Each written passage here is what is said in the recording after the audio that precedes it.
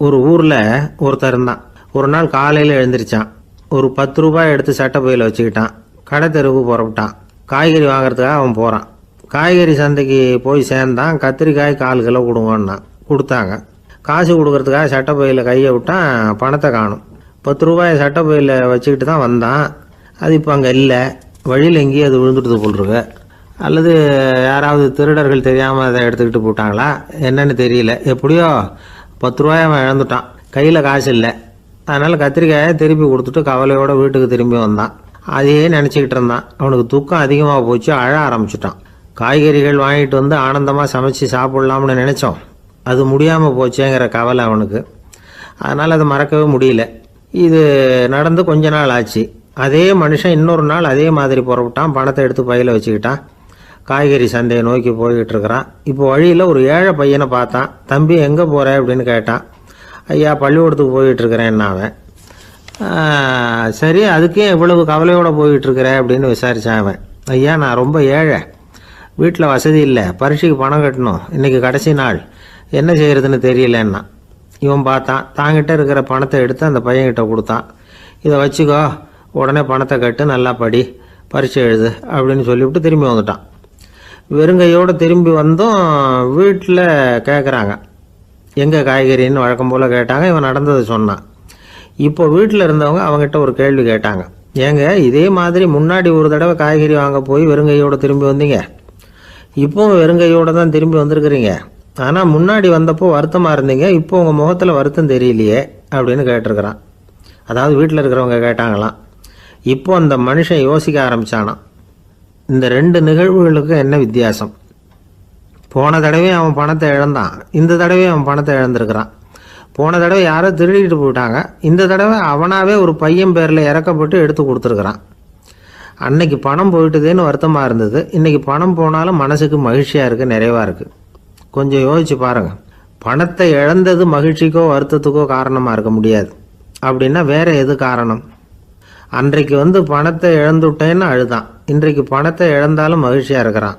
ஆகவே மகிழ்ச்சிக்கும் துக்கத்துக்கும் இழப்பு காரணம் அல்ல, இழப்பு பற்றிய நம்முடைய அறிவு தான் காரணம் அப்படிங்கிறது பெரியவர்களுடைய கருத்து.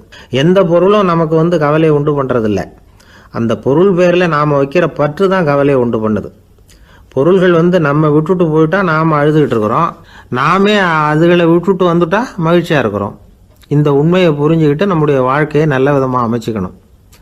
ஒரு ஆள் அழுதுகிட்டு இருந்தான். ஏன்டா அழுகுறேன்னு கேட்குறார் ஒருத்தர்.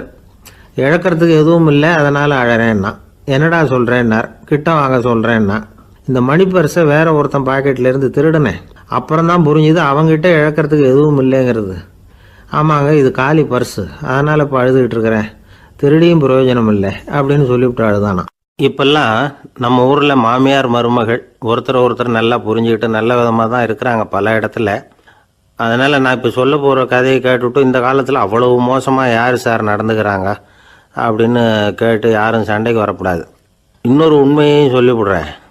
அதாவது இந்த கதையை நமக்கு எழுதி அனுப்பி இருக்கிறதே கொஞ்ச நாளில் மருமகளாகவும் அதுக்கப்புறம் கொஞ்ச காலத்தில் மாமியாராகவும் ஆக போகிற ஒரு நேயர் தான். சரி இந்த கதைக்கு வருவோம். அதாவது ஒரு சின்ன குடும்பம், அந்த வீட்டில் மாமியார் ஆட்சி, அவங்க வச்சது தான் சட்டம். பிள்ளையாண்டான் எப்படின்னா அம்மா சொல்கிறதையும் கேட்டுக்குவான், மனைவி சொல்கிறதையும் கேட்டுக்குவான், நமக்கு என்னத்துக்கு வம்புங்கிற டைப்பு. மருமகள் பேரில் குறை கண்டுபிடிக்கிறதுலேயே அந்த மாமியாருக்கு ஒரு சுவாரஸ்யம். சின்ன சின்ன விஷயத்துலாம் குத்தம் கண்டுபிடிச்சிக்கிட்டே இருக்கிறாங்க. பொதுவாக எல்லாரும் எப்படின்னா ஏதாவது ஒரு காரணத்துக்காக சண்டை போட்டுக்கிட்டு இருப்பாங்க. அந்த அம்மா எப்படின்னா ஏதாவது ஒரு சண்டையை போடுறதுக்காக காரணத்தை தேடிக்கிட்டு இருப்பாங்க. அப்படி ஒரு மனசு. அந்த மருமக பொண்ணு பாவம் பயந்து பயந்து ஒவ்வொரு காரியமும் செஞ்சுக்கிட்டு வந்தது. இப்படியே பல வருஷம் ஓடி போட்டுது. அந்த மாமியாருக்கும் ரொம்ப வயசாகிட்டுது. இருந்தாலும் அந்த பழைய சுபாவம் மட்டும் மாறவே இல்லை. திடீர்னு ஒரு நாள் பக்கவாதம் வந்து அந்த அம்மாவுக்கு ஒரு பக்கம் கை கால் இழுத்துக்கிட்டுது. வாய் சுத்தமாக பேச முடியாமல் போயிட்டுது.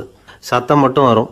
ஒரு பக்கத்து கை காலை அசைக்க முடியும், பேசுகிறதெல்லாம் கையால் தான், அதாவது கை சைகையால். இப்படிப்பட்ட நிலைமையில் கூட அந்த பொண்ணு தண்ணியோ பாலோ இவங்க எதிரில் கொண்டாந்து வச்சா அதை வேணும்னே தட்டி விட்டுட்டு ஒம்பு வளர்க்குறது. அதுக்கப்புறம் அந்த பொண்ணு தரையை சுத்தப்படுத்தும்ல, அதை பார்த்து ரசிக்கிறது. இருந்தாலும் அந்த பொண்ணு இதையெல்லாம் பெருசுப்படுத்தாமல் ரொம்ப பொறுமையாக தான் இருந்தது. ஒரு நாள் வீட்டில் வச்சுருந்த பாலை பூனை குடிச்சிட்டு போயிட்டுது. வயசான காலத்தில் இந்த அம்மா பால் இல்லாமல் கஷ்டப்படுவாங்களே அப்படின்னு நினச்சி பக்கத்து வீட்டில் போய் கொஞ்சம் பால் வாங்கிட்டு காய்ச்சி மாமியார் முன்னாடி கொண்டாந்து வச்சுது அந்த பொண்ணு. வழக்கம் போல் அந்த அம்மா பாலை தட்டி விட்டுட்டாங்க. இதை அந்த மருமக பொண்ணு கவனிச்சுட்டுது. இவ்வளவு நாள் பொறுமையாக இருந்த இந்த மருமகளுக்கு இன்னைக்கு இதை பார்த்து தான் அசாத்திய கோபம் வந்துட்டுது. கதவுக்கு பக்கத்தில் சாத்தி வச்சுருந்த உலக்கையை எடுத்து மாமியார் தலையில் போட, அது குறி தவறி கழுத்தில் பட, அந்த அம்மா கழுத்தை பிடிச்சிக்கிட்டு ஊன்னு கத்த, இந்த பொண்ணு ஒன்றும் அலட்டிக்காமல் உலக்கையை எடுத்து மறுபடியும் கதவு பக்கம் சாத்தி வச்சுட்டு அது பாட்டுக்கு நடந்து போயிட்டுது. இருந்தாலும் மனசுக்குள்ளே லேசாக ஒரு பயம். கணவன் வீட்டுக்கு வந்ததும் என்ன விஷயம்னு கேட்டால் எப்படி சமாளிக்கிறது? அன்னைக்குன்னு பார்த்து ரொம்ப நேரம் கழித்து வீடு சேர்ந்தான் கணவன். உடனே அந்த அம்மா புகார் பண்ண ஆரம்பிச்சுட்டுது.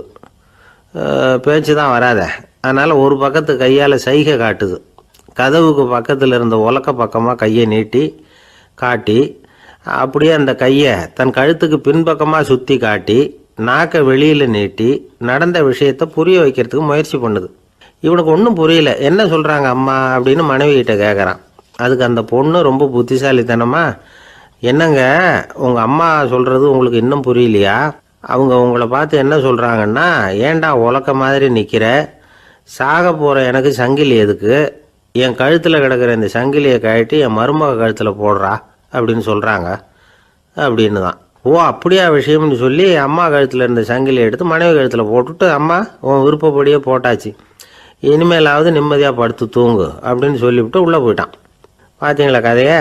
அதனால தான் மாமியார்கள் சைகை காட்டுறதுன்னா கூட இனிமேல் ஜாக்கிரதையாக இருக்கணும். இந்த உலகத்தில் உண்மையாகவே வேதாந்தம் பேசுகிறவங்களும் உண்டு, உள்ளுக்குள்ளே வேற மாதிரி இருந்துக்கிட்டு வெளியில் வேதாந்தம் பேசுகிறவங்களும் உண்டு. ஒரு ஆள் இருந்தார். அவரும் ஒரு கடை வச்சு வியாபாரம் பண்ணிக்கிட்டு இருந்தார். மகா கஞ்சன், யாருக்கும் எந்த உதவியும் செய்ய மாட்டார். எச்சில் கையென்ன ஈர கையை கூட உதற மாட்டார். அப்படிப்பட்ட மனுஷன். அந்த ஊருக்கு ஒரு முனிவர் வந்துக்கிட்டு இருந்தார். வருஷத்துக்கு ஒரு தடவை வருவார். ஒரு நாள் 2 நாள் இருப்பார், அப்புறம் போயிடுவார். அந்த முனிவர் வர்றப்போலாம் இந்த ஆள் எழுந்திரிச்சு ஓடி போய் அவரை வரவேற்பான். ரொம்ப பெரிய வேதாந்தி மாதிரி அவர்கிட்ட பேசிக்கிட்டு இருப்பான். காயமே இது பொய், வெறும் காற்றடைத்த பையும்மா, தர்மம் தலைகாக்கும்மா, பணம் என்ன சார் பணம், இன்னைக்கு ஒருத்தன் கையில் இருக்கும், நாளைக்கு ஒருத்தன் கையில் இருக்கும், எல்லாம் மாயம், எனக்கு தான் இன்னமும் இந்த சம்சார பந்தத்திலிருந்து விடுபடுறதுக்கு நேரம் வரலேம்மா. அந்த முனிவரும் இந்த ஆள் இப்படி சொல்கிறத கேட்ட உடனே, ஏப்பா அப்படி சொல்கிற, இப்போ கூட நீ சரின்னு சொல்லு, உனக்கு தீட்சை கொடுத்து இதிலிருந்து விடுபடுற ஞானத்தை போதிக்கிறேன் பார். உடனே அந்த ஆள் என்ன சொல்லுவான் தெரியுமா? ஐயோ சாமி, இப்போ அது எப்படிங்க முடியும், பிள்ளைங்கள்லாம் சின்ன சிறுசுங்க, அதுகளுக்கெல்லாம் ஒரு கல்யாணம் காட்சின்னு செஞ்சு கடமையை முடிச்சுட்டா நீங்கள் சொல்கிறபடி செஞ்சு விடலாம்மா. சரி, இன்னும் முனிவர் போயிடுவார். அடுத்த வருஷம் வருவார். இவன் வழக்கம் போல் வேதாந்தம் பேசுவான். சரி தீட்சை கொடுக்குறேன் வா அம்பார். பேரம்பேத்தியை பார்க்கணும், கோர்ட்டில் கேஸ் ஒன்று இருக்குது, அது முடியணும் அப்படின்னு தயங்க ஆரம்பிச்சிருவான். எல்லாம் சொல்லுவான், ஆனால் குடிக்கிறதுக்கு தண்ணி கூட கொடுக்க மாட்டான். ரொம்ப வருஷம் கழித்து மறுபடியும் ஒரு நாள் அந்த ஊருக்கு முனிவர் வந்தார். இவன் கடைக்கும் வந்தார். அப்புறம் அங்கே கல்லாவில் நம்ம ஆள் இல்லை, அவன் புள்ள தான் உட்காந்துருக்கிறான். அப்பாவை போலவே புள்ளையும் எழுந்திரிச்சு ஓடியாந்து முனிவரை வரவேற்றான். அப்பா எங்கேன்னு விசாரிச்சார் முனிவர். ஐயோ அதை ஏன் கேட்குறீங்க சாமி, உங்ககிட்ட தீட்சை வாங்கி இந்த சம்சார பந்தத்திலேருந்து விடுதலை பெறணும்னு சொல்லிக்கிட்டே இருப்பார், அது நிறைவேறாமலே போய் சேர்ந்துட்டார். போன மாதம் ஒரு நாள் திடீர்னு நெஞ்சு வலிக்குதுன்னார், அவ்வளோதான் போட்டுன்னு போயிட்டார் அப்படின்னு புலம்புனான் பையன். இதை கேட்டதும் முனிவர் சிரிச்சாரான். அவன் எங்கடா போவான், உன் அப்பா எங்கேயும் போகல, இதோ வாழை ஆட்டிக்கிட்டு உன் காலடியிலே இருந்துக்கிட்டு இருக்கான் பார் அப்படின்னு சொல்லி அங்கே நின்றுக்கிட்டு இருந்த ஒரு நாயை சுட்டி காட்டினாரான். என்ன சாமி சொல்கிறீங்க அப்படின்னு ஆச்சரியமாக கேட்டிருக்கான் பையன். உடனே முனிவர் அந்த நாயோட தலையில் ஒரு தட்டு தட்டி பேசுகிறா அப்படின்னாரான். உடனே அந்த நாய் வேதாந்தம் பேச ஆரம்பிச்சுட்டு தான். காயமே இது போய் வெறும் காற்றடைத்த பை அப்படின்னு தான். முனிவர் சொன்னார், அடே இப்போவும் ஒன்றும் கெட்டு போகல, நீ விரும்புனா சொல்லு, உனக்கு தீட்சை கொடுத்து என் பின்னாடியே அழைச்சிட்டு போயிடுறேன், அங்கே அழைச்சிட்டு போய் உனக்கு ஞானத்தை போதிக்கிறேன், வர்றியா அப்படின்னு கேட்டிருக்கார். உடனே அந்த நாய் சொல்லிச்சான், ஐயோ அதை ஏன் கேட்குறீங்க சாமி, நான் உண்ணாமல் தின்னாமல் ஏராளமான சொத்து சேர்த்து வச்சுட்டேன், என் பிள்ளைங்க அதோட பெருமை தெரியாமல் ராத்திரி நேரம்லாம் கதவை திறந்து போட்டுட்டு தூங்கிடுவாங்க, அதனால் இப்படி நாயாக பிறந்து ராத்திரி பகலாக சுற்றி சுற்றி காவல் காத்துக்கிட்டு கிடக்கிறேன், இப்போ எப்படி சாமி வர முடியும் அப்படின்னு கேட்டுதான். அறியாமையிலேயே சுகம் கண்டு இப்படி இருக்கிற ஆளுங்களுக்கு எப்படி விடுதலை கிடைக்கும், எப்போ விடுதலை கிடைக்கும் அப்படின்னு கேட்குறார் தசாவதானி திருக்குறள் பேர் ராமையா. அவர் கேட்குறது நியாயம் தானே. இந்த காலத்து பையன் ஒருத்தன் அப்பா கிட்ட சொன்னான், அப்பா இன்றைக்கி நான் ₹1 மிச்சப்படுத்தி விட்டேன் அப்படின்னு. நானும் அப்படியா என்னடா பண்ணேன்னு கேட்டிருக்கார் அப்பா. டவுன் பஸ்ஸில் ஏறாமல் அது பின்னாடியே ஓடியாந்தேன், ₹1 மிச்சம் தானே அப்படின்றான். அட பாவி, ஒரு ஆட்டோ பின்னாடி ஓடியாந்துருந்தா ₹10 மிச்சமாயிருக்குமே, வேஸ்ட் பண்ணிட்டியே அப்படின்னாராம் அந்த அப்பா. ஒரு கடற்கரை ஓரம், அங்கே ஒரு சின்ன கிராமம். அந்த கிராமத்தில் ஒரு சின்ன பள்ளிக்கூடம். கடற்கரை ஓரத்தில் உள்ள ஒரு விடுதியில் ஓய்வுக்காக ஒருத்தர் வந்து தங்கியிருக்கிறார். பள்ளிக்கூடத்தில் ஏதோ விழா நடக்கிறது மாதிரி தெரிஞ்சுது. உடனே அவர் அந்த பக்கமாக வந்தார். இங்கே என்ன நடக்குதுன்னு விசாரித்தார். பள்ளி ஆண்டு விழா நடக்குதுன்னாங்க. உடனே போனார். கண்காட்சி ஒன்று வச்சுருந்தாங்க. உள்ளே போய் பார்த்தார். பள்ளிக்கூடத்தில் படிக்கிற மாணவர்களே சொந்தமாக தயார் பண்ண பொருள்களை காட்சிக்கு வச்சுருக்கிறாங்க. அந்த ஊர் மக்கள்லாம் அதை கூட்டம் கூட்டமாக போய் பார்த்துக்கிட்டு இருக்கிறாங்க. இவரும் ஆர்வமாக அதையெல்லாம் பார்த்துக்கிட்டே போகிறார். ஒரு இடத்துல ஒரு சின்ன ரயில் செஞ்சு வச்சுருந்தாங்க, மாணவர்களே தயார் பண்ணது. மின்சாரத்தால் அது ஓடுறது மாதிரி பண்ணி வச்சுருந்தாங்க. அதில் ஒரு சின்ன பொத்தான் இருக்கும், அது அமுக்குனா ரயில் ஓடும், சுற்றி சுற்றி வரும். மாணவர்கள் எதிரில் நின்று அதுக்கு விளக்கம் கொடுத்துக்கிட்டு இருக்கிறாங்க. இவர் அதை கவனித்தார். ரயில் ஓடுறதை பார்த்தார். அங்கே நின்றுக்கிட்டு இருந்த மாணவர்கள்கிட்ட விளையாட்டாக கேட்டார், ஏப்பா இந்த ரயில் எதனால் ஓடுது அப்படின்னு கேட்டார் இவர். சக்தியினால் ஓடுது அப்படின்னாங்க மாணவர்கள். அது என்ன சக்தின்னு கேட்டார். அதுக்கு பேர் மின்சாரம் அப்படின்னாங்க. சரி, நீங்கள் மின்சாரத்தை பார்த்துருக்குறீங்களா அப்படின்னார். நாங்கள் பார்த்தது இல்லைங்க, ஆனால் இதை செய்யறதுக்கு எங்களுக்கு உதவி பண்ண ஆசிரியர் ஒரு பட்டதாரி, ஒரு கால் அவர் பார்த்துருக்கலாம் அப்படின்னாங்க. அவர் எங்கே இருக்காருன்னு கேட்டார். இதோ அழைச்சிட்டு வர்றோம்னு ஓடினாங்க. அவர் அழைச்சிட்டு வந்தாங்க. அவர்கிட்ட ஒரு பெரியவர் கேட்டார், மின்சாரத்தை நீங்கள் பார்த்துருக்குறீங்களா அப்படின்னு.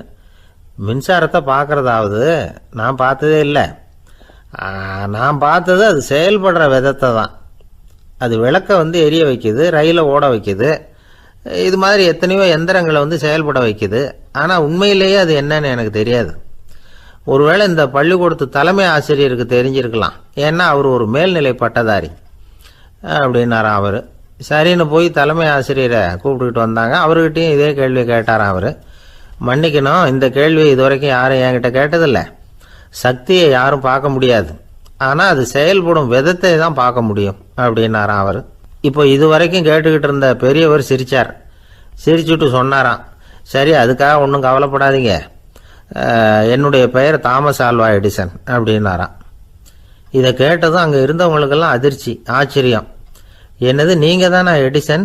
நீங்கள் எவ்வளவு மின்சார கருவிகளை உண்டாக்கி இருக்கிறீங்க, நீங்களா இந்த கேள்வியை கேட்டது அப்படின்னாங்களாம். ஆமாம், நான் தான் கேட்குறேன், ஏன்னா நானே மின்சாரத்தை பார்த்தது கிடையாது அப்படின்னாராம் அவர். அன்புங்கிறது இப்படிப்பட்டது தாங்கிறார் ஓஷோ. அன்புங்கிறது நம்ம உடற்கூறு அமைப்பில் இல்லை, அது நம்ம உடம்புல உள்ள சுத்த சக்தியின் வெளிப்பாடு. அதை உணரத்தான் முடியுமே தவிர பார்க்க முடியாது. அன்பே உன்னை வந்து நான் என் இருதயத்தில் வச்சிருக்கிறேன் அப்படின்னுலாம் சொல்லுவான். இதெல்லாம் சும்மா. இது வந்து டாக்டர்கள் சொல்கிற இருதயம் கிடையாது. அது வந்து ரத்தத்தை தள்ளுகிற ஒரு கருவி, அவ்வளவுதான். ஞானிகள் சொல்லுகிற இதயம் வேற, அது கண்ணுக்கு புலப்படாத ஒரு சக்தி. என்னுடைய இதயம் ரொம்ப விசாலமானது சார் அப்படின்னார் ஒருத்தர். அப்படிங்களான்னு ரொம்ப மரியாதையா, ஆமாங்க டாக்டர் அப்படி தான் சொல்கிறார், கொஞ்சம் வீங்கி போய் பெருசாக இருக்குதான் அப்படின்னார். ஒரே ஒரு ஊரில் ஒரு அம்மா இருந்தாங்க. அந்த அம்மாவுக்கு ஒரே ஒரு பிள்ளையாண்டான். அவனுக்கு ரொம்ப அக்கறையோடு கல்யாணம் பண்ணி வச்சாங்க. கல்யாணம் முடிஞ்சதும் மருமக பொண்ணு வீட்டுக்கு வந்து சேர்ந்தது. அப்பாடா என் கடமை முடிஞ்சுது, இனிமேல் அக்கடான்னு எங்கேயாவது ஒரு மூலையில் படுத்து கிடக்கலாம் அப்படின்னு நினச்சாங்க அந்த அம்மா. ஆனால் நினைக்கிறபடி எங்கே நடக்குது? அதுக்கப்புறம் தான் பிரச்சனையே ஆரம்பமாச்சு. மருமகள் குணம் சரியில்லை, ஒரு மாதிரி. அந்த பொண்ணு வீட்டுக்கு வந்ததுமே முதல் வேலையாக மாமியாரை பார்த்து, அதுதான் நான் வந்துட்டேன்ல, இனிமேல் உங்களுக்கு என்ன வேலைங்க, புறப்பட வேண்டியது தானே, காசி ராமேஸ்வரம்னு எங்கேயாவது போங்க அப்படின்னுட்டு தான். மாமியாரை பார்த்தாங்க, கொஞ்சம் யோசனை பண்ணாங்க. இந்த பாருமா, நீ இப்படி சொல்கிறதுக்கு முன்னாடியே வீட்டை விட்டு புறப்படணுங்கிற முடிவுக்கு நான் வந்துட்டேன். வீட்டை மட்டும் இல்லை, இந்த உலகத்தை விட்டே கூட போகிறதுக்கு தயாராக இருக்கிறேன். ஆனால் ஒரே ஒரு விஷயத்துக்காக என் உயிரை கையில் பிடிச்சிக்கிட்டு இருக்கிறேன் அப்படின்னாங்களாம். என்ன விஷயம்னு கேட்டது இந்த மருமக பொண்ணு. வேற ஒன்றும் இல்லை, என் பிள்ளைக்கு கல்யாணம் பண்ணி வச்சுட்டேன். ஒரு பேர புள்ள பிறந்து அதை என் கண்ணால் பார்த்துட்டேன்னா நான் எங்கே வேணும்னாலும் போகிறதுக்கு தயாராக இருக்கிறேன் அப்படின்னாங்களாம் அந்த மாமியார். மாமியார் இப்படி சொல்கிறதுலேயே நியாயம் இருக்கிறதாக பட்டுது அந்த பொண்ணுக்கு. சரி அப்படியே இருந்து பார்த்துட்டு போகலாம் அப்படின்னு அனுமதி கொடுத்தது. கொஞ்ச காலத்தில் ஒரு பேரன் பிறந்தான். அந்த அம்மாவும் பேரனை கண்ணால் பார்த்துட்டாங்க. சரி பேரனை பார்த்தாச்சுல்ல, இனிமேல் புறப்பட வேண்டியது தானே அப்படின்னது மருமக பொண்ணு. மாமியார் பார்த்தாங்க. நீ சொல்கிறது சரிதாம்மா, அதில் ஒன்றும் தப்பு இல்லை. என்னோடய பேரன் உங்களை அம்மா அப்பான்னு கூப்பிடுறத என் காது குளிர கேட்டுட்டு போயிடுறேனே அப்படின்னாங்களாம். சரி அந்த ஆசையை நிறைவேறட்டும் அப்படின்னு காத்துக்கிட்டு இருந்தாங்க. பேரன் வளர்ந்தான், நடந்தான், பள்ளிக்கூடம் போனால் பெரியவனானான். மருமக பொண்ணு மறுபடியும் மாமியாரை விரட்ட ஆரம்பிச்சுட்டுது, இன்னும் புறப்புள்ளையான்னு. இதை பாருமா, இது வரைக்கும் இருந்துட்டேன். பேரனோட கல்யாணத்தையும் கண்ணால் பார்த்தா தான் இந்த கட்டை வேகும் போல் இருக்குது அப்படின்னு சொல்லி ஒரு மாதிரியாக பேச ஆரம்பித்தாங்க. இதுவும் நியாயமான ஆசையாக தான் படுது அப்படின்னு அது யோசிச்சிருக்கு அந்த பொண்ணு. சரின்னு அதுக்கும் ஒத்துக்கிட்டது. உடனே பேரனுடைய கல்யாணமும் முடிஞ்சது ஒரு வழியாக. இனிமேல் ஒரு நொடி கூட இங்கே இருக்கக்கூடாது, புறப்படுங்க அப்படின்னு மாமியாரை விரட்டிச்சான் அந்த பொண்ணு. இப்போ அந்த மாமியார் தன்னோட மருமகளை பார்த்து சொல்கிறாங்க, இதோ கிளம்பிட்டேம்மா, என் மூட்டை முடிச்செல்லாம் கட்டிக்கிட்டேன், புறப்பட்டுவிட்டேன். அப்படியே நீயும் உன் துணிமணிகளை மூட்டை கட்டிக்கிட்டு கிளம்பிடும், என்னோட சேர்ந்து 2 பேருமா சேர்ந்து போயிடலாம் அப்படின்னாங்களாம். அந்த பொண்ணு முழிக்காதே, உனக்கும் ஒரு மருமக வந்துட்டா, இனிமேல் நீயும் ஒரு மாமியார் தானே, உனக்கும் இனிமேல் இங்கே வேலை இல்லை, புறப்படு அப்படின்னாங்களாம். அப்போ தான் அந்த பொண்ணு சிந்திக்க ஆரம்பிச்சுதான், தன்னோட தவறு புரிஞ்சுதான். இந்த தகவலை கேட்டுக்கிட்டு இருக்கிற மருமகள்லாம் இதை பற்றி கொஞ்சம் யோசித்து பார்க்கணுங்கிறதுக்காகத்தான் இதை சொல்கிறோம் மாமியார்கள் சார்பாக. கொஞ்ச நாளைக்கு முன்னாடி ஒரு பொண்ணை பார்த்து பேசுகிற சந்தர்ப்பம் கிடைச்சிது ஒரு கல்யாண வீட்டில். அந்த பொண்ணு சொல்லிச்சு, சார் எனக்கு கல்யாணம் ஆகி 15 வருஷம் ஆகுது, நான் மாமியார்கிட்ட சண்டை போட்டதே இல்லை அப்படின்னு ரொம்ப அடக்கமாக சொல்லிச்சு. அது எப்படிம்மா சாத்தியமாச்சுன்னு கேட்டோம். எனக்கு கல்யாணம் ஆகி 15 வருஷம்தான் ஆச்சு, ஆனால் என் மாமியார் செத்து போய் 20 வருஷத்துக்கு மேலே ஆயிட்டுது அப்படின்னுது. லோகமானிய பாலகங்காதர திலகர் இருந்தார்ல, அவருக்கு 15 வயசுலேயே கல்யாணம் நடந்துதான். மனைவி பேர் தபிபாய், ரொம்ப பெரிய குடும்பத்து பொண்ணு, நல்ல குணம். அவங்க குடும்பம் நடத்திக்கிட்டு இருக்கிறாங்க. அந்த காலத்தில் திருடர்கள் பயம் அதிகம். இந்த காலத்தில் மட்டும் என்னன்னு கேட்குறீங்களா? நீங்கள் கேட்குறது நியாயம்தான். இருந்தாலும் இந்த காலத்து திருடனுக்கும் அந்த காலத்து திருடனுக்கும் ஒரு முக்கியமான வித்தியாசம் உண்டு. அதாவது அந்த காலத்து திருடன்லாம் நியாயம் அநியாயம் பார்க்குறது உண்டு, இந்த காலத்தில் அப்படி பார்க்குறது இல்லை. அந்த காலத்தில் திருட வர்றவங்கள்ட்ட கூட ஒரு தார்மீக உணர்வு உண்டாம். அதாவது அப்போ உள்ள கொள்ளைக்காரங்க எதை களவாடினாலும் சரி, அரிசியை மட்டும் களவாடுறது இல்லையா, அப்படி ஒரு கொள்கை. அதனால் பாருங்கள், அந்த காலத்து பெண்கள் நகை நட்டுகளை பத்திரமா வைக்கணும்னா பெட்டியில் வைக்கிறது இல்லை, அரிசி பானையில் போட்டு வச்சு விடுறது. இப்போல்லாம் பேங்க்கில் சேஃப்டி லாக்கர்னு இருக்குல்ல, அது மாதிரி அந்த காலத்தில் சேஃப்டி லாக்கருங்கிறது அரிசி பானை. இந்த வளையல், மூக்குத்தி, தோடு இப்படி எதுவாக இருந்தாலும் அதில் போட்டு பத்திரமா வச்சுருவாங்க. திருடன் அரிசி பானை பக்கம் போகிறதில்ல. ஏன்னா சாப்பிட்ற விஷயத்தில் கை வைக்கக்கூடாது, அது பாவம் அப்படின்னு அவன் நினைக்கிறான். திலகரோட மனைவி தபிபாயும் அதே மாதிரி தன்னுடைய ஆபரணங்களை ஒரு அரிசி பானைக்குள்ளே போட்டு மூடி வச்சுருந்தாங்களாம். இப்படி இருந்தப்போ ஒரு நாள் ஒரு பிச்சைக்கார பொண்ணு வீடு வீடாக பிச்சை கேட்டுக்கிட்டே வந்திருக்குது. திலகர் வீட்டுக்கும் தர்மம் போடுங்க தாயே அப்படின்னு தான் அந்த பொண்ணு. அந்த அம்மா தபிபாய் காதில் இது விழுந்திருக்கு. உடனே கை நிறைய அரிசி அள்ளிக்கிட்டு போட்டிருக்கு. பாத்திரத்தில் அரிசியை போட்டதுக்கு அப்புறம் தான் தெரியுது, பளிச்சுன்னு கண்ணில் படுது. அதாவது அந்த அம்மாவோட வைர மூக்குத்தி ஒன்று அரிசியோடு சேர்ந்து அந்த பிச்சைக்கார பொண்ணு பாத்திரத்தில் போய் விழுந்துட்டுது. இந்த அம்மாவுக்கு மனசுக்குள்ளே குழப்பம், என்ன இப்படி ஆகிட்டுதே, மூக்குத்தி போயிட்டுதே, பிச்சை பாத்திரத்துலேருந்து அதை எப்படி எடுக்கிறது அப்படின்னு தயக்கம். வாயை திறந்து அதை கேட்குறதுக்கும் கூச்சம். திண்ணையில் உட்காந்துருந்த திலகர் இவ்வளவையும் பார்த்துக்கிட்டு இருக்கிறார். மனைவியின் மனசுக்குள்ளே நடக்கிற மௌன போராட்டத்தை அவர் நல்லா புரிஞ்சுக்கிட்டாராம். மனைவியை பார்த்து சொன்னாராம், தபிபாய், இது தெய்வ சம்மதம், அவளுக்கு சேர வேண்டிய மூக்குத்தி அவகிட்ட போயிட்டுது, பிச்சை பாத்திரத்தில் விழுந்த மூக்குத்தியை எடுக்க வேணாம் அப்படின்னாராம். சரின்னு சொல்லிவிட்டு மேற்கொண்டு எதுவும் சொல்லாமல் அந்த அம்மா வீட்டுக்குள்ளே போயிட்டாங்களாம். இந்த காலத்துலலாம் அது மாதிரி நடக்குமா? வெறும் அரிசியை போட்டுவிட்டு விவகாரம் பண்ணிகிட்டு இருக்க மாட்டோமா? ஒரு பெரிய மனுஷன் வீட்டுக்கு ஒரு பிச்சைக்காரன் வந்தான். ஐயா, நாங்கள் பிச்சைக்காரங்கள்லாம் சேர்ந்து ஒரு சங்கம் வச்சுருக்குறோம், அதுக்கு நிதி சேர்க்குறோம், அதுக்கு ஒரு 100 ரூபா கொடுத்தீங்கன்னா எங்களுக்கு பெரிய உதவியாக இருக்கும் அப்படின்னானா. அதெல்லாம் ஒன்றும் கொடுக்க முடியாது போ அப்படின்னாரான் அவர். அப்படின்னா ஒரு 50 ரூபாயாவது கொடுங்களேன் அப்படின்ட்டுருக்கான். அதுவும் முடியாதுன்னு சொல்லிவிட்டார். 25 ரூபா அப்படின்னு இருக்கான். எதுவும் முடியாது அப்படின்னாராம். சரிங்க, இவ்வளவு பெரிய வீட்டுக்கு வந்துட்டு வெறுங்கையோடு திரும்புறது நல்லா இருக்காது, அதனால் சும்மா ஒரு ரூபா மட்டுமாவது கொடுங்க அப்படின்னு இருக்கான் அவன். ஒரு பைசா கூட என்கிட்ட கிடையாது அப்படின்ட்டாரான் இவர். அப்படின்னா நீங்கள் ஒரு காரியம் பண்ணுங்களேன் அப்படின்னானா அவன். என்ன செய்யணும் அப்படின்ட்டுருக்கார். எங்கள் சங்கத்தில் நீங்களும் ஒரு மெம்பராக சேர்ந்துருங்க அப்படின்னானா. காஞ்சிபுரத்தில் பல்லவ ராஜா ஒரு கோவில் கட்டினார், கைலாசநாதர் கோவில். அதுக்கு கும்பாபிஷேகம் பண்ணுறதுக்கு ஒரு நாள் குறிப்பிட்டு அதுக்கு வேண்டிய ஏற்பாடுகள்லாம் பண்ணினார். முதல் காரியமாக கடவுளை வேண்டிக்கிட்டார், நீங்கள் இந்த கும்பாபிஷேகத்துக்கு நேரில் வந்து கலந்துக்கணும்னார். கடவுள் அந்த ராஜா கனவுல வந்தார். நீ கும்பாபிஷேகம் வச்சிருக்கிற அதே நாளில் அதே நேரத்தில் எனக்கு இன்னொரு ஊரில் ஒரு கும்பாபிஷேகம் இருக்குது, அதுக்கு போக வேண்டியிருக்கு. அதாவது திருநின்ற ஊரில் என்னுடைய பக்தர் ஒருத்தர், அவரும் ஒரு கோயில் கட்டி கும்பாபிஷேகம் செய்கிறார், நான் அதுக்கு போக வேண்டியிருக்கு, அதனால் உன்னுடைய தேதியை நீ மாற்றி வச்சுக்கோ அப்படின்னார். கடவுள் தான் எங்கேயும் இருக்கிறவராச்சே, அவர் நினச்சா 2 இடத்துலையும் இருந்து கோயில் கும்பாபிஷேகத்தை நடத்த முடியாதா? ஏன் இப்படி செய்யலை? அது ஒரு முக்கியமான காரணத்துக்காகத்தான்.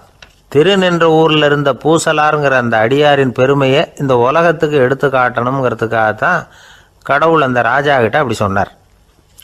சரி, அந்த அடியார் அப்படி என்னதான் பெருசாக கோயில் கட்டி விட்டார்? ராஜா கட்டின கோயிலை விட பெருசா?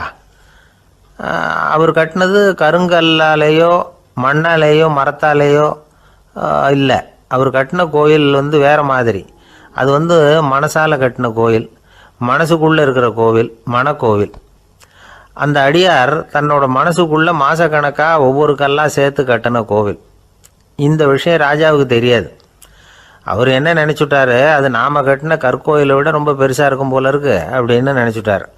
சரி, அப்பேற்பட்ட அந்த கோயிலை தரிசனம் பண்ணிவிட்டு வருவோம் அப்படின்னு நினச்சி ராஜா திருநின்ற ஊருக்கு போகிறார். அங்கே போய் பார்த்தா கோயிலையும் காணும், ஒன்றையும் காணும். கடைசியில் பூசலார் கட்டின மனக்கோவில் தான் அதுங்கிறத அவர் புரிஞ்சுக்கிறார். உடனே அந்த அடியாரின் காலில் விழுந்து வணங்குறார். அவரோ, இது மனசால முயன்ற கோவில், இதுக்கு இத்தனை பெருமையா அப்படின்னு ஆச்சரியப்படுறார். இதில் ஆச்சரியப்படுறதுக்கு ஒன்றும் இல்லை. ஆண்டவன் விரும்புறது அகபக்தியையே தவிர புற தோற்றங்களே அல்ல. இதை நாம் புரிஞ்சுக்கிட்டோம்னா நமக்குள்ள எந்த வேறுபாடுகளும் வர்றதுக்கு வழியே இல்லை. இன்னொரு ராஜா இருந்தார். அவர் ஆண்டவனுக்கு படைக்கிறதுக்காக ஒரு தார் நல்ல செவ்வாழை பழமாக எடுத்துக்கிட்டு போகணும்னு நினச்சார். அதனால் நாளே அதை வாங்கிட்டு வர சொன்னார் வேலைக்காரங்கிட்ட. வேலைக்காரன் போனால் கடைத்தெருவில் ஒரு தார் பழம் வாங்கினா, வர்ற வழியில் அவன் குடிசை.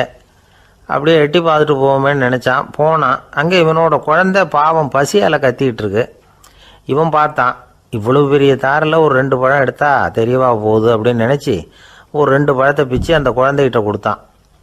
அதை வாங்கி வயிறார சாப்பிட்டுது, பசி அடங்குச்சு, விளையாட போயிட்டுது. இவன் அதுக்கப்புறம் வாழைப்பழத்தை எடுத்துக்கிட்டு அரண்மனைக்கு வந்தான். 2 பழம் பிச்சிருக்கிறது ராஜாவுக்கு தெரிஞ்சு போச்சு. இவன் உண்மையை சொல்லிவிட்டான். உடனே ராஜா, கடவுளுக்கு படைக்க வேண்டிய பொருளை குழந்தை எச்சில் பண்ண விட்டுருக்கியே அப்படின்னு சொல்லி அவனை கட்டி வச்சு சாட்டையால் அடித்தார் பாவம். மறுநாள் பழத்தை கோயிலுக்கு எடுத்துகிட்டு போனார். கடவுள் முன்னாடி வச்சார். கடவுள் கண்ணை திறந்து பார்த்தார், பழம்லாம் அழுகி இருக்குது. என்ன இது அழுகி போன பழம் அப்படின்னார். ராஜா முழிச்சார். நல்லா தானே இருந்தது அப்படின்னு நினச்சார். அப்போ கடவுள் அந்த ராஜா கிட்ட சொன்னாராம், இதை பார்ப்பா, இந்த தாரில் 2 பழம் தான் நல்ல பழம், அந்த 2 பழங்களையும் நேற்றுக்கே நான் சாப்பிட்டுட்டேன் அப்படின்னாராம். அப்போ தான் ராஜாவுக்கு புரிஞ்சுது, ஏழை குழந்தையின் பசியை தீர்க்கறதுக்காக உதவுன அந்த 2 பழம்தான் இறைவன் சாப்பிட்ட பழம்னு. இறைவன் இருக்கிற இடம் எது? இதுதான். ஒரு ஊரில் ஒரு மன்னர் இருந்தார். புத்தி கூர்மை உள்ள ஒரு மன்னர். பொதுவாக மன்னர்களுக்கு சந்தேகம் வந்தால் சபையில் உள்ள சான்றோர்கள்கிட்ட கேட்டு தெரிஞ்சுக்கிறது தானே வழக்கம். ஆனால் இங்கே அப்படி இல்லை. மற்றவங்களுக்கு சந்தேகம் வந்தால் மன்னர்கிட்ட கேட்டு தெரிஞ்சுக்குவாங்க. அது மாதிரி கேட்டு தெரிஞ்சுக்கிறதுக்காக ஒரு பெரியவர் ஒரு நாள் வந்தார். அவர் கையில் 3 பொம்மைகள் வச்சுருந்தார். 3 ஒரே மாதிரி பொம்மைகள், கொஞ்சம் கூட வித்தியாசம் தெரியல. ஏது இந்த பொம்மைன்னு கேட்டார் மன்னர். எனக்கு வேண்டியப்பட்ட ஒருத்தங்கிட்ட இருந்து இதை வாங்கிட்டு வந்திருக்கிறேன், நான் தான் அவன்கிட்ட இந்த பொம்மையை செஞ்சு கொடுக்கும்படியா கேட்டுக்கிட்டேன். அவன் ரொம்ப புத்திசாலி, அவன் தான் இதை செஞ்சு கொடுத்தான். ஆனால் அதில் ஒரு சிக்கல் அப்படின்னார். என்ன பிரச்சனைன்னு கேட்டிருக்கார் இவர். நான் அவன்கிட்ட கேட்டது 3 விதமான பொம்மைகளாக இருக்கணும்னு கேட்டேன். அவன் என்னடான்னா 3 ஒரே மாதிரியாக செஞ்சு கொடுத்துட்டான் அப்படின்னார். அவங்ககிட்டயே கேட்கறது தானே அப்படின்னு இருக்காரு இவர். கேட்டேன், அவன் என்ன சொல்கிறான்னா, இது மூணும் ஒரே மாதிரி பொம்மை கிடையாது, மூணும் மூணு விதம், ஒன்றுக்கு ஒன்று வித்தியாசம் இருக்குது. இந்த மூணு பொம்மையும் மூணு விதமான நண்பர்களுக்கு உதாரணங்கள் அப்படின்னு சொல்கிறான். எனக்கு ஒன்றும் புரியல, அதுதான் உங்ககிட்ட வந்தேன் அப்படின்னார். சரி, அந்த பொம்மைகளை இப்படி கொடுங்க அப்படின்னு வாங்கினார் மன்னர். எடுத்துக்கிட்டு உள்ளே போனார். கொஞ்ச நேரம் கழித்து வெளியில் வந்தார். அதுக்கப்புறம் சொன்னார், இதை பாருப்பா, அவன் சொன்னது சரிதான், மூணும் மூணு விதம் தான். இது இருக்குதே முதல் பொம்மை, இது உத்தமமான நண்பனுக்கு உதாரணம். இந்த ரெண்டாவது பொம்மை இது மத்தியமமான நண்பனுக்கு உதாரணம். அந்த மூணாவது பொம்மை இருக்குதே அது மோசமான நண்பனுக்கு உதாரணம். இதை செஞ்சவன் உண்மையிலேயே பெரிய அறிவாளி தான் அப்படின்னாராம். வந்தவருக்கு ஒன்றும் புரியல. பார்த்தா ஒன்றும் வித்தியாசம் தெரியலையே அப்படின்னு அவன் குழம்பி போய் நிற்கிறான். இப்போது அந்த மன்னர் விளக்கம் கொடுக்குறார். அந்த மூணு பொம்மையையும் எடுத்து முன்னாடி வச்சார். ஒரு மெல்லிய கம்பியை கையில் எடுத்தார். அந்த முதல் பொம்மை காதில் விட்டார். கொஞ்ச தூரம் உள்ளே போய் அப்படியே நின்றுட்டுது அந்த கம்பி. அப்புறம் ரெண்டாவது பொம்மை காதில் அந்த கம்பியை விட்டார். அந்த கம்பி என்னாச்சுன்னா அப்படியே அது வாய் வழியாக வெளில வந்தது. மூணாவது பொம்மை காதில் கம்பியை செலுத்தினார். அது நேராக இன்னொரு காது வழியாக வெளியில் வந்தது. இப்போ இந்த முதல் வகை இருக்குதே, அது மாதிரியான நண்பர்கள் எப்படி தெரியுமா? நம்ம கஷ்டத்தை அவங்கக்கிட்ட சொன்னால் பேசாமல் கேட்டுக்குவாங்க. வெளியில் அதை யாருக்கிட்டையும் சொல்லிகிட்டு இருக்க மாட்டாங்க. வெளியில் தெரியாமல் நமக்கு உதவி பண்ணுவாங்க. செஞ்சுட்டு அதை நான் தான் செஞ்சேன்னு சொல்லிகிட்டு இருக்க மாட்டாங்க. அதுதான் கம்பி ஒரு காது வழியாக போய் உள்ளேயே நின்றுட்டுது. ரெண்டாவது பொம்மையில் கம்பி என்னாச்சு, ஒரு காது வழியாக போய் வாய் வழியாக வெளியில் வருது. இது மாதிரியான நண்பர்கள்கிட்ட நாம் கஷ்டத்தை சொன்னால் அதை அவங்க 4 பேர்கிட்ட போய் சொல்லி நமக்காக உதவி கேட்பாங்க. நமக்குன்னு கேட்டு வாங்கி அதை நம்மகிட்ட கொண்டுகிட்டு வந்து கொடுப்பாங்க. இவங்க மத்தியமமான நண்பர்கள். மூணாவது பொம்மையில் ஒரு காது வழியாக செலுத்துகிற கம்பி இன்னொரு காது வழியாக வெளியில் வந்துடுது. இது மாதிரியான நண்பர்கள்கிட்ட நம்ம கஷ்டத்தை சொன்னால் அவங்க காது கொடுத்து கேட்குறது மாதிரி நடிப்பாங்க. அப்படியே இன்னொரு காது வழியாக அதை வெளில விட்டுருவாங்க. அதை பற்றி கவலைப்பட மாட்டாங்க. இதுதான் இந்த பொம்மைகளுக்குள்ளே இருக்கிற வித்தியாசம் அப்படின்னு விளக்கம் கொடுத்தாராம் மன்னர்.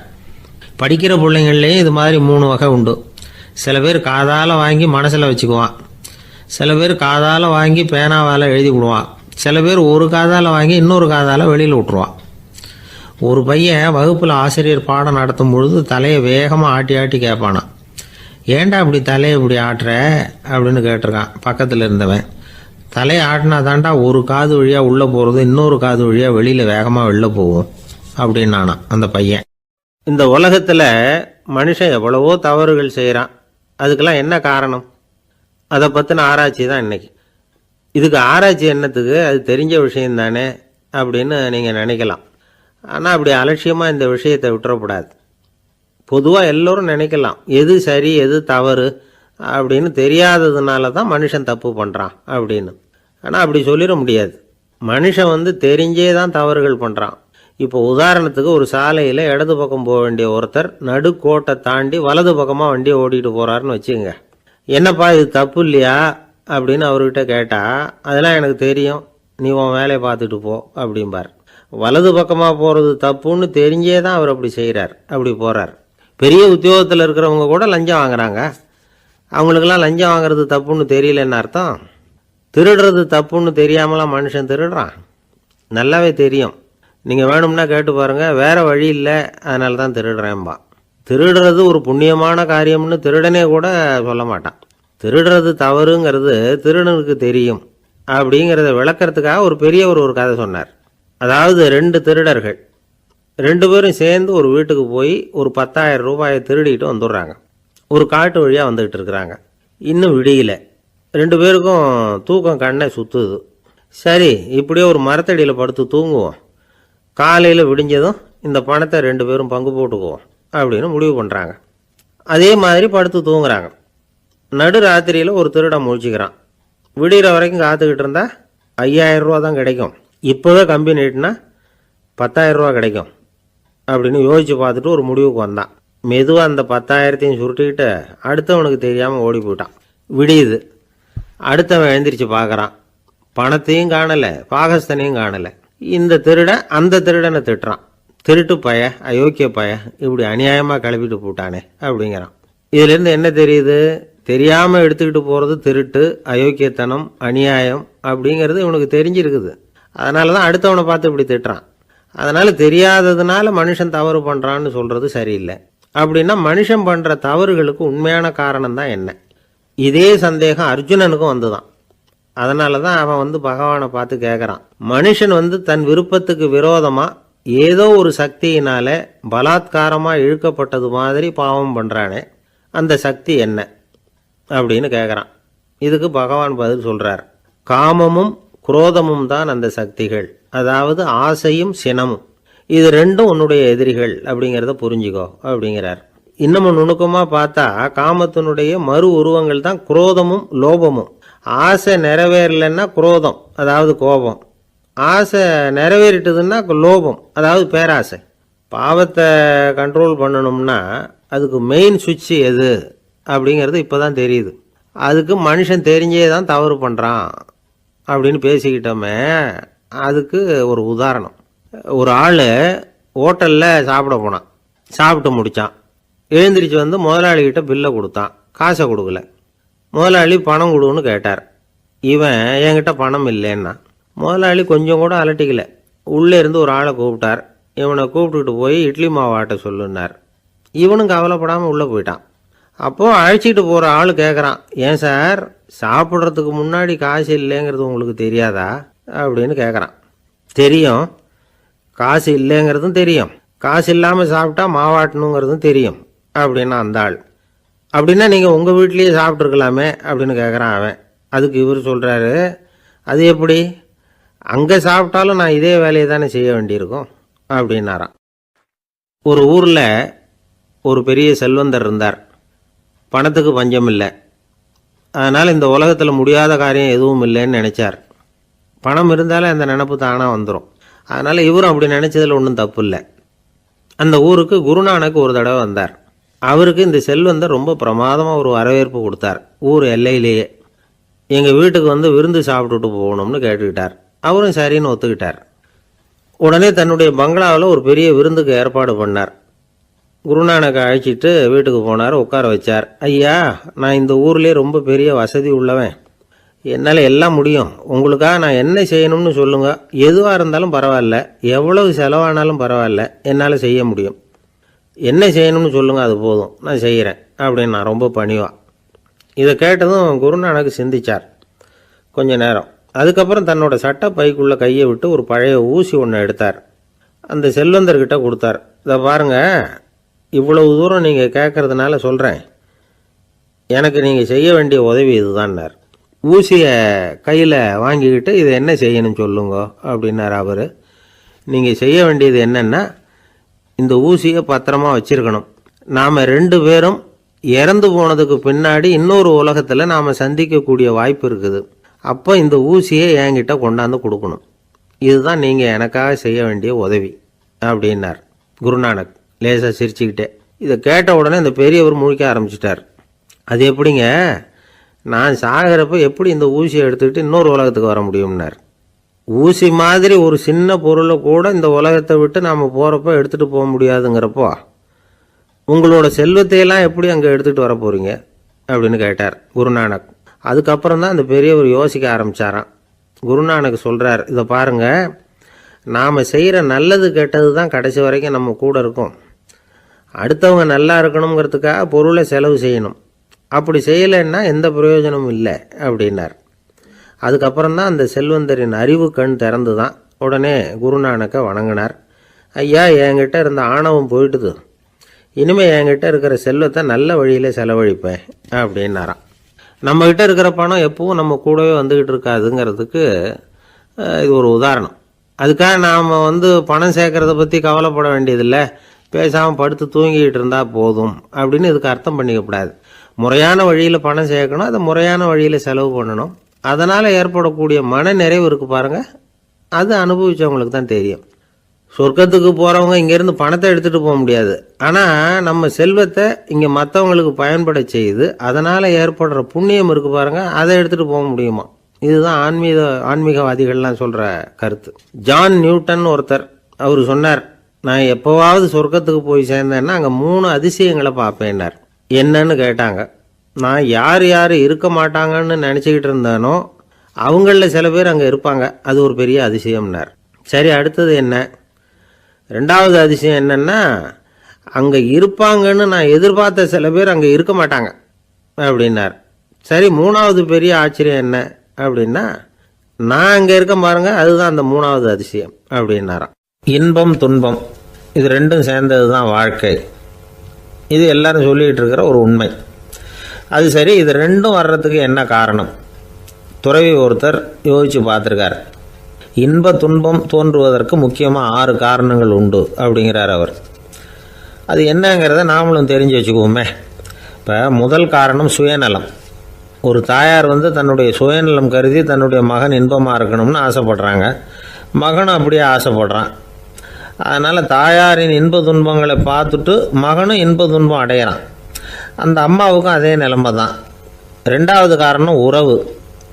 நான் துறவியான பிறகு கூட உறவுங்கிற காரணத்தினால தான் தாயாருடைய சுக துக்கங்களை கண்டு நானும் சுக துக்கம் அடைகிறேன். என் தாயாருடைய நிலைமையும் இதுதான் அப்படிங்கிறார் ஒரு துறவி. மூணாவது காரணம் என்னென்னா அறிமுகம். எனக்கு அறிமுகமான ஒருத்தரை ரயில் நிலையத்தில் சந்திக்கிறேன். அவர் தன்னுடைய பணப்பையை எங்கேயோ தொலைச்சி விட்டு வருத்தப்பட்டுக்கிட்டு இருக்கிறார். நானும் வருத்தப்படுறேன். அந்த சமயத்தில் யாரோ ஒருத்தர் இதுதானே அவங்க பணப்பை அப்படின்னு சொல்லி கொண்டாந்து நீட்டுறார். பணப்பையை தொலைச்சவர் சந்தோஷப்படுறார், நானும் சந்தோஷப்படுறேன். இது அந்த துறவி சொல்கிற அனுபவம். நாலாவது காரணம் என்னென்னா கருணை. எனக்கு முன்னே தெரியாத ஒருத்தனை யாரோ ஒருத்தன் அடித்து காயப்படுத்தி போடுறான். கருணை காரணமாக நான் அதுக்காக துக்கப்படுறேன். அஞ்சாவது காரணம் எதையும் நம்புறது. ஒரு பசுமாட்டை ஒரு முரணை அடிச்சுக்கிட்டு இருக்கிறான் அப்படின்னு ஒருத்தர் நம்மகிட்ட சொல்கிறாருன்னு வைங்க, உடனே நான் துக்கப்படுறேன். இன்னொருத்தர் அந்த முரணனை போலீஸ்காரங்க பிடிச்சிட்டு போயிட்டாங்கன்னு சொல்கிறாரு, நான் உடனே சந்தோஷப்படுறேன். மூணாவதாக ஒருத்தர் முதல் 2 பேரும் சொன்னது பொய்யுங்கிறார். அப்போ நான் இன்ப துன்பம் ரெண்டுமே இல்லாமல் நிம்மதியாக இருக்கிறேன். இது ஒரு விதம். அடுத்தது 6வது காரணம் என்னென்னா தன்மயமாகுதல். ஒரு நாவல் படிச்சுக்கிட்டு இருக்கிறோம், அதில் வர்ற பாத்திரங்களோட நாம் ஒன்றி போயிடுறோம். அதில் வர்ற பாத்திரங்கள் சிரிச்சுதுன்னா நாமளும் சிரிக்கிறோம், அது அழுதுன்னா நாமளும் அழறோம். அதெல்லாம் அந்த துறவி சொல்கிற அனுபவ உண்மைகள். இன்ப துன்பம் இது ரெண்டும் தோன்றுவதற்கு சுயநலம், உறவு, அறிமுகம், கருணை, எதையும் நம்புறது, தன்மயமாகிறது, இது எல்லாம் தான் முக்கிய காரணம் அப்படின்னு அவர் சொல்கிறார். ஆகக்கூடி ஒட்டு மொத்தமாக யோசனை பண்ணி பார்த்தா பிற பொருள்கள் மீது பற்றுதல் காரணமாக தான் நாம் இன்ப துன்பம் அடையிறோம் அப்படிங்கிறத புரிஞ்சிக்க முடியுது. மனுஷன் இன்ப துன்பம் அடையிறதுக்கு 7வது காரணம் கூட ஒன்று உண்டு அப்படின்னு சொல்லிகிட்டே வந்தார் ஒருத்தர். அது என்ன அப்படின்னு கேட்டோம். அதுதான் சார் இந்த நீங்கள் சொல்லிட்டு வர்ற இன்று ஒரு தகவல்னார். எப்படி சொல்கிறீங்கன்னு கேட்டோம். இன்று ஒரு தகவல் கேட்க ஆரம்பிக்கிறப்போ மனசில் இன்பம், ஆரம்பித்த உடனே இது ஏற்கனவே கேட்ட சமாச்சாரமாச்சே அப்படின்னு நினைக்கிறப்போ துன்பம் அப்படின்னு அதுக்கு ஒரு விளக்கம் கொடுத்தார் அவர்.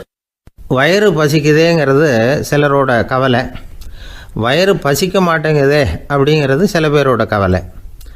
2 விதமான கவலைக்கும் வயிறு தான் காரணமாக இருக்குது. வயிறு பசிச்சதுன்னா அது இயற்கை, வயிறு பசிக்கலைன்னா அது வியாதி. ஆனால் பசியையும் நாம் பசிப்பிணி அப்படின்னு தான் சொல்லுவோம். என்ன காரணம்? வியாதியை போக்க வேண்டியது எவ்வளவு முக்கியமோ அதை விட முக்கியம் பசியை போக்க வேண்டியது. ஒரு சமுதாயத்தில் பசிப்பிணியே இருக்கக்கூடாது, அதுதான் நல்ல சமுதாயம். பசியை போக்கணும்னா சாப்பாடு போடணும், பசியின்மையை போக்கணும்னா வைத்தியம்தான் பண்ணணும்.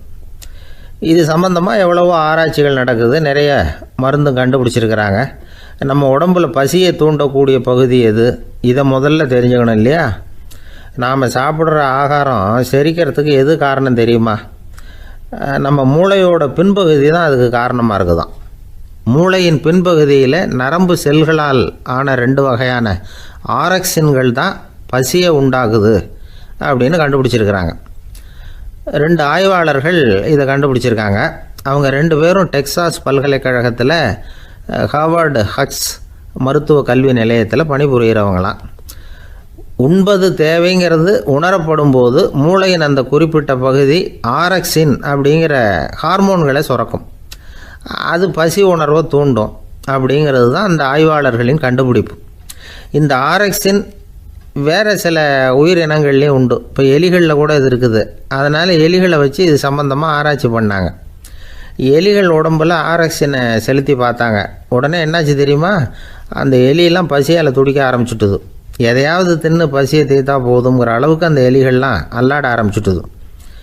இயல்பாக சாதாரணமாக அந்த எலிகள் எவ்வளவு சாப்பிடுமோ அது மாதிரி 8 முதல் 10 மடங்கு அதிகமான ஆகாரத்தை 1 மணி நேரத்துக்குள்ளே சாப்பிட்டு தீர்த்துட்டு தான்.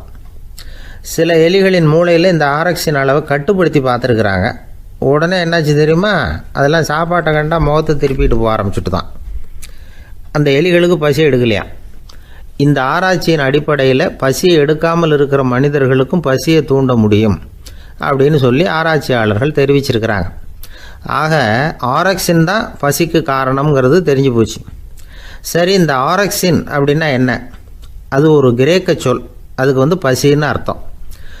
நம்ம ஆளுங்களுக்கெல்லாம் பசியை தூண்டுறதுக்கு மருந்து தேவையில்லை, பசியை குறைக்கிறதுக்கு தான் மருந்து தேவை. ஒரு அம்மா டாக்டரை தேடி வந்தாங்களாம். டாக்டர், எங்கள் வீட்டுக்காரருக்கு திடீர்னு அகோர பசி, நிறைய சமைச்சு போடுறேன், அவ்வளவையும் சாப்பிட்டுட்டு கீழே கிடக்கிற குப்பை கூலங்களையும் எடுத்து சாப்பிட ஆரம்பிச்சுட்றார், என்னன்னு கவனித்து பாருங்கள் அப்படின்னாங்களாம். எவ்வளோ நாளாக அப்படி இருக்குதுன்னு கேட்டிருக்காரு டாக்டர். 1 வாரமாக அப்படி இருக்குதுன்னாங்களாம். இவ்வளவு நாளாக ஏன் சும்மா இருந்தீங்க, ஆரம்பத்திலே இங்கே அழைச்சிட்டு வர வேண்டியது தானே அப்படின்னாரான் டாக்டர். அது ஒன்றும் இல்லை டாக்டர், வீடு பூரா சுத்தமாகட்டுமேன்னு பார்த்துக்கிட்டு இருந்தேன் அப்படின்னாங்களாம் அந்த அம்மா. ஒரு மாணவனை பார்த்தேன். என்ன தம்பி படிப்புலாம் எப்படி இருக்குது அப்படின்னு விசாரித்தேன். அவன் ரொம்ப அழுத்துக்கிட்டான். நான் நல்லா தான் சார் படிக்கிறேன், இருந்தாலும் புத்தியில் சரியாக ஏற மாட்டேங்குது சார் அப்படின்னா. சரி, இவனும் நம்ம ரகம்தான் அப்படின்னு சொல்லி முடிவு பண்ணிக்கிட்டோம். கல்வி கற்கக்கூடிய ஒரு மாணவன் சம்பந்தப்படுற புத்திகள் பல வகை. அதை பற்றி ஒரு பெரியவர் விளக்கி இருக்கிறார். மிருத்து புத்தின்னு ஒன்று இருக்குதான். மிருத்துன்னா மண். மண்ணால் செவுறு கட்டுறோம்ல, மண் சுவரில் ஆணி அடிக்கிறதும் சுலபம், அதை பிடுங்கி எடுக்கிறதும் சுலபம். அது மாதிரி சில பேர் குரு சொல்லி கொடுக்குறத சுலபமாக கேட்டு தெரிஞ்சு வச்சுக்குவாங்க, கொஞ்ச நேரத்தில் சுலபமாக மறந்தும் போயிடுவாங்க. இது மிருத்து புத்தின்னு பேர், மண் புத்தி. தாரு புத்தின்னு ஒன்று உண்டான். தாருன்னா மரம். அதில் பச்சை மரத்தில் ஆணி அடிக்கிறது சுலபம், ஆனால் அதை எடுக்கிறது கஷ்டம். அது மாதிரி ஆசிரியர்கிட்டேருந்து கேட்டதை கவனமாக மனசில் பதிய வச்சுக்கிட்டு அதை மறக்காமல் இருக்கிறது தாரு புத்தி. பட்டை மரமாக இருந்தால் அதில் ஆணி அடிக்கிறதும் கஷ்டம், அடிக்கிற ஆணியும் சீக்கிரம் நழுவிடும். அது மாதிரி கேட்குற விஷயம் மனசில் பதியறதும் கஷ்டம். அப்படியே பதிஞ்சாலும் அது நீடிச்சு இருக்கிறதும் கஷ்டம், கொஞ்ச காலத்தில் மறந்துடும். இன்னொரு வகை புத்தி ஒன்று உண்டு, அதுக்கு பேர் சிலா புத்தின்னு பேர். சிலான்னா கல். ஒரு கருங்கல்லில் 4 துளையை போட்டு ஒரு துளையில் உளியை வச்சு அடித்தா மற்ற துளை வழியாகவும் பிளந்து கல் 2ஆயிடும். அது மாதிரி சந்தியான இடங்களில் குறிப்பாக ஒரு பொருளை சொன்னால் அதை வச்சுக்கிட்டு மற்றதையும் தெரிஞ்சுக்கிறது, அது சிலா புத்தின்னு பேர். வேணு புத்தின்னா என்ன தெரியுமா? வேணுன்னா மூங்கில். மூங்கில் கணுவில் ஒரு பக்கம் உளியை வச்சு அடித்தா 2 பக்கமும் பிளந்துடும். அது மாதிரி ஒரு செய்தியை கேட்டுக்கிட்டு இருக்கிறப்பவே அதோட முன்பின் தொடர்களையும் தெரிஞ்சுக்கணும், அது வேணு புத்தி. தைல புத்தின்னு ஒன்று உண்டு. தைலம்ங்கிறது எண்ணெய். தண்ணியில் ஒரு துளி எண்ணெயை விட்டால் அது தண்ணி பூரா பரவி போடுதில்ல, அது இப்படி பரவுறது மாதிரி ஆசிரியர் சுருக்கமாக ஒரு கருத்தை சொன்னால் அதை வச்சுக்கிட்டு பூரா விஷயங்களையும் தெரிஞ்சுக்கணும், அது தைல புத்தி. கற்பூர புத்தின்னு ஒன்று கேள்விப்பட்டிருக்கோம். அது எப்படின்னா, கற்பூரம் தீ பட்ட உடனே பிடிச்சிக்கும். ஆசிரியர் சொன்ன உடனே நுண்ணறிவோட பாடங்களை புரிஞ்சுக்கிறது இந்த வகை புத்தி. கரி புத்தின்னு ஒன்று. அது எப்படின்னா, கரியில் நெருப்பை வச்சு விசிறிய பிறகு அதுக்கப்புறம் அது கறி நெருப்பாகும். அது மாதிரி காலம்பரை சாயந்தர வேலைகளில் ஆசிரியர் பாடம் சொல்லி கொடுப்பார், அதை கொண்டு புரிஞ்சுக்கிறது இந்த வகை. கதலித்தண்டு புத்தின்னு ஒன்று சொல்லுவாங்க. கதலிங்கிறது வாழை மரம். வாழைத்தண்டில் தீ வைக்கிறது எவ்வளவு சிரமமோ அவ்வளவு சிரமத்தோடு கல்வி கற்கிறது கதலித்தண்டு புத்தி. இதை தவிர இன்னும் சில வகையான மாணவர்களை கூட அடையாளம் காட்டுறாங்க. ஆசிரியர் சொன்னதில் நல்லதை மட்டும் எடுத்துக்கிறவன் அன்னம். ஆசிரியர் கிடைச்ச இடத்துல பாடத்தை கேட்டுக்கிட்டு பிறகு தனியாக உட்காந்து சிந்திக்கிறவன் பசு. பசுமாடு அப்படி தானே, புல் கண்ட இடத்துல மேயும், அதுக்கப்புறம் நிதானமாக அசை போட்டுக்கும். ஆசிரியர் சொன்னதை தவிர வேறு எதையும் சொல்ல முடியாதவன் கிளி. பல இடங்களில் பாடங்கள் கேட்டு கடைசியில் ஒன்றும் புரியாமல் போகிறவன் ஆடு. ஆடு ஒரு செடியில் வயிறார மேயாது, ஒரே செடியில். இக்கரைக்கு அக்கறை பச்சைன்னா அங்கேயும் இங்கேயும் அலைஞ்சிக்கிட்டே இருக்கும். சில பேருக்கு எருமைன்னு பேர். எருமை எப்படின்னா குளத்து நீரை கலக்கி தான் குடிக்கும்.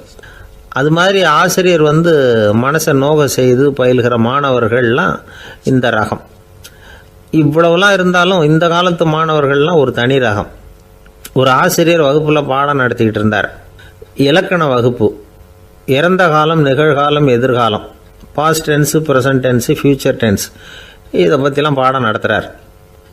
எல்லாம் சொல்லி கொடுத்துட்டு இப்போ நான் ஒரு வாக்கியம் சொல்லுவேன், அது என்ன காலம் அப்படிங்கிறத நீங்கள் சொல்லணும்னார் ஆசிரியர். சரின்னாங்க மாணவர்கள்லாம். நான் நாளைக்கும் பாடம் நடத்தப் போகிறேன், இது என்ன காலம் அப்படின்னு கேட்டார் ஆசிரியர்.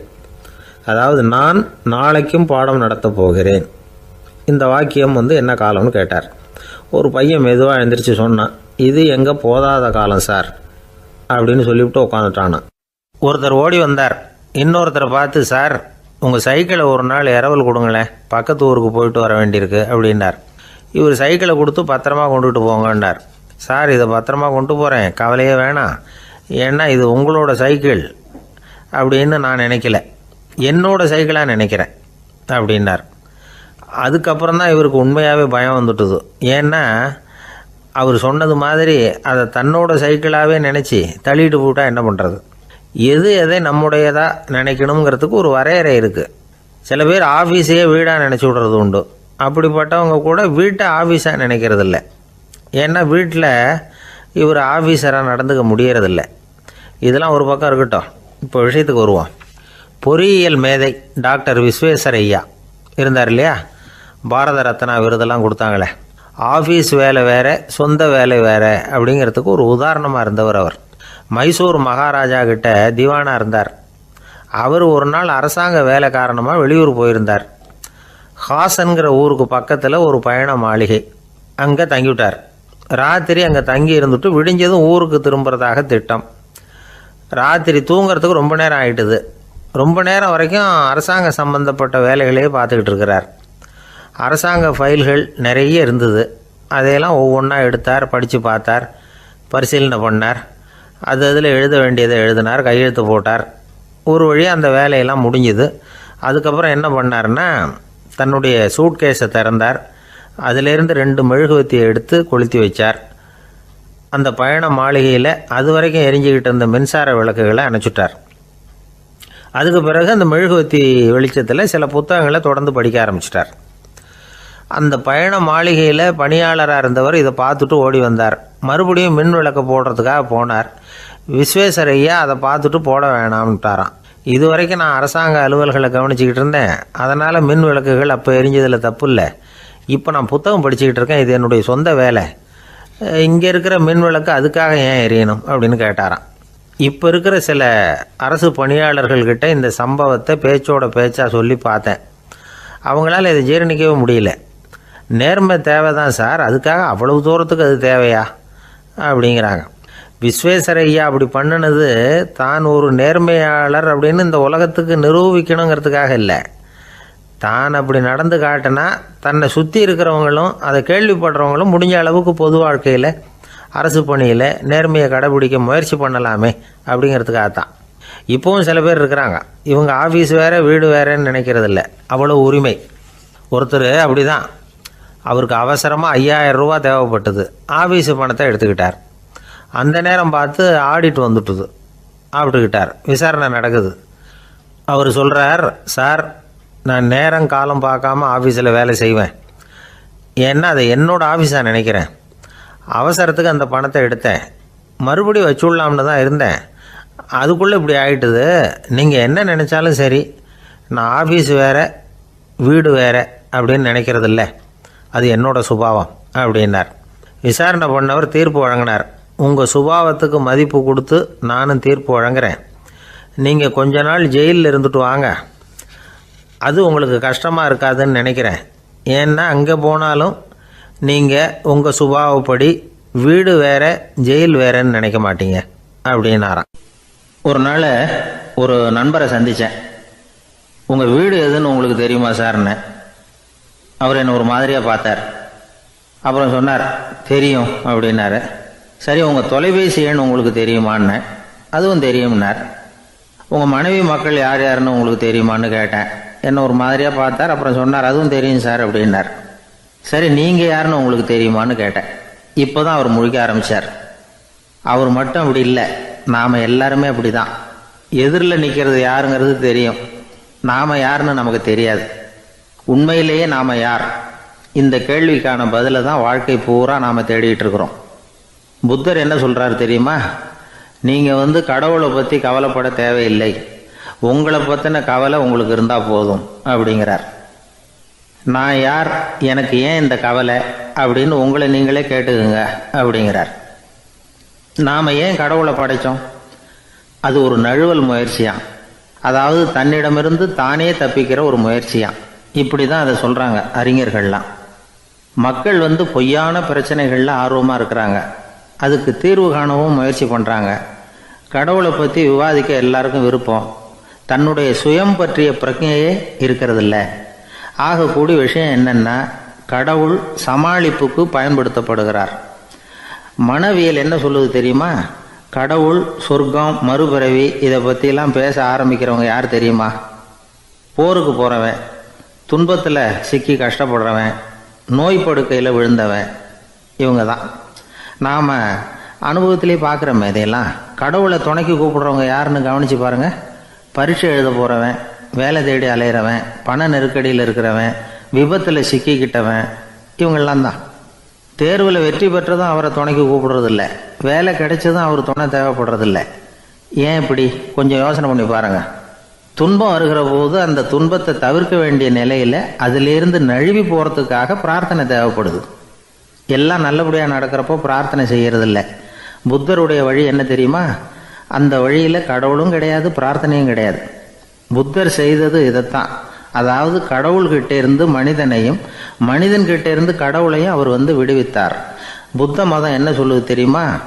கடவுள் பிரச்சனை அல்ல, மனிதன்தான் உண்மையான பிரச்சனை அப்படின்னு சொல்லுது. உங்களை நீங்கள் நல்லா தெரிஞ்சுக்கிட்டா போதும், நீங்களே கடவுள் ஆகிடுவீங்க அப்படிங்கிறது தான் புத்த மதம். அதனால் நமக்கு தேவை உள்முக பயணம். நான் யார் அப்படிங்கிற கேள்வியோட உள்ளே போகணும். அங்கே போனால் தான் தெரியும் நான் அப்படின்னு அங்கே யாருமே இல்லைங்கிறது. இதெல்லாம் புத்தர் சொல்லுகிற ஒரு தத்துவம். தத்துவம்னு சொன்னாவே நமக்கெல்லாம் அதை புரிஞ்சுக்கிறது கஷ்டம்தான். நம்ம பொறுத்த வரைக்கும் தத்துவங்கிறதுல 2 வகை உண்டு. ஒன்று தத்துவம், இன்னொன்று மகா தத்துவம். தத்துவம்னா என்ன தெரியுமா? கேட்குறவங்களுக்கு புரியக்கூடாது, அதுதான் தத்துவம்.